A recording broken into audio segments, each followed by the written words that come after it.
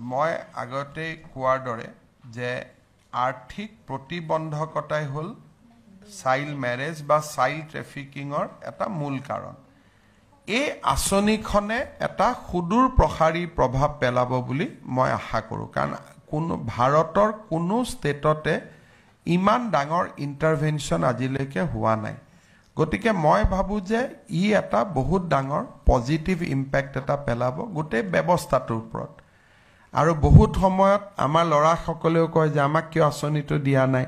আজিৰ আলোচনাই অন্তত ল'ৰাসকলৰো এটা দৃষ্টিভংগী কৰিব যে ই হিতাধিকাৰী সৃষ্টি কৰা আঁচনি নহয় যে কোনোবাই আমাক ভোট দিব তাৰ কাৰণে আমি টকা দিম এই আঁচনিখনৰ এটা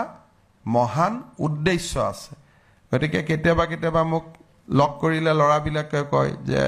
মামা দাদা আপুনি আমাক একো নিদিয়ে কিন্তু এইটো কোনো ভোটৰ কাৰণে কৰা স্কিম নহয় ইয়াৰ এটা সুদূৰ প্ৰসাৰী এটা সামাজিক লক্ষ্য আছে